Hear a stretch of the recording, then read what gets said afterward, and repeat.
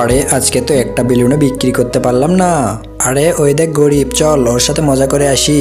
আরে রাস্তার পাশে এগুলো কি বিক্রি করছিস? তোর সব বেলুন আজকে ফেটে ফেলে দেবো, দাঁড়া তুই একটু।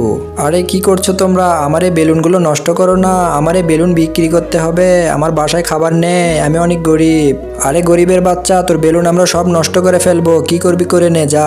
ম্যাডাম, আপনারা সবাই আমার বেলুন নষ্ট করলেন কেন? আমি কি অপরাধ করেছি আমাকে একটু বলুন, আমি অনেক গরিব, এই বেলুনগুলো বিক্রি করে আমার সংসার চালাতে হয়, আমি কি দোষ করেছি? আমার বেলুনগুলো কেন নষ্ট করলেন আপনারা? আরে এরা দুইজন মিলে তো অসহায় লোকের বেলুন নষ্ট করলো, আমাকে কিছু একটা করতে হবে, দাঁড়াও ওদেরকে দেখাচ্ছি মজা। আরে পিঙ্কি, আজকে একটা ঘটনা ঘটে গেছে। মিনি আর মিনা মিলে একটি গরিব অসহায় লোকের বেলুন ফেটে ফেলে দিয়েছে, অসহায় লোকটি কাঁদছে। আরে কি বলিস তোরা? ওদেরকে আজকে মজা দেখাচ্ছি, চল আমার সঙ্গে। আরে কোথায় ওরা? ওই যে আসতেছে, দাঁড়া ওদেরকে দেখাচ্ছি মজা, এই নে এই নে।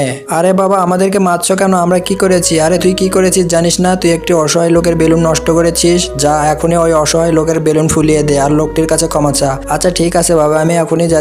আঙ্কেল আঙ্কেল, আপনার সব বেলুন আমরা আবার ফুলিয়ে দিচ্ছি, আমাদেরকে ক্ষমা করুন, আমাদের অনেক বড় ভুল হয়ে গেছে, আমাদেরকে মাফ করে দিন। এই নেন, আপনার সব বেলুন ফুলানো হয়ে গেছে, এখন আপনি আবার এগুলো বিক্রি